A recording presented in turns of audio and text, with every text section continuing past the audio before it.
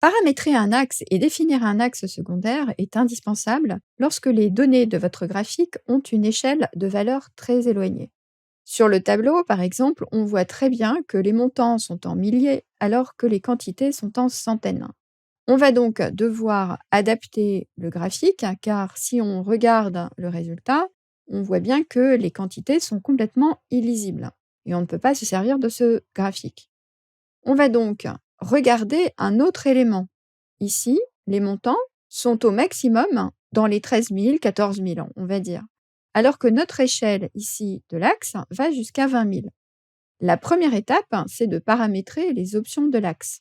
Pour cela, vous cliquez droit et ici, vous faites mise en forme de l'axe.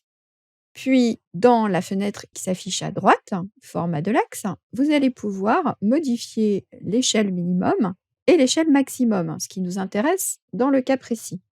On va donc mettre 14 000 puisque c'est le montant maximal que nous avons dans notre tableau.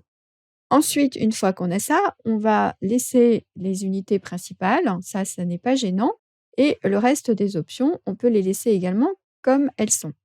Peut-être éventuellement modifier le nombre. Si vous avez envie, vous pouvez modifier en mettant par exemple monétaire, et dans ces cas-là, votre format de nombre va s'actualiser. Vous avez bien entendu d'autres possibilités, comme par exemple d'utiliser l'accueil sur le ruban et de mettre non plus en rouge, mais en noir, puisque nos données maintenant sont correctes. Vous pourrez également, toujours en sélectionnant bien l'axe, modifier la taille. Vous pouvez faire ce que vous voulez à condition que vous êtes dans l'axe. Maintenant, il reste à régler notre problème de différence de quantité, d'échelle. Dans ce cas, nous allons pouvoir sélectionner la série de données quantité. Donc là, on est encore dans l'axe, vous voyez. Excel nous le dit avec format de l'axe et nous le montre avec les petits carrés bleus. Et donc, on va essayer de sélectionner l'axe.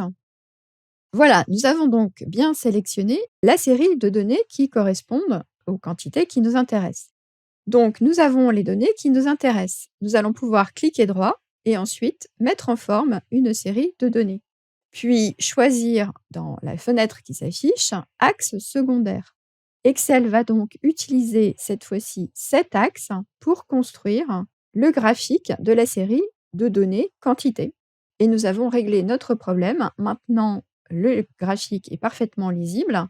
Et maintenant, vous avez toutes les bases pour créer des graphiques pertinents.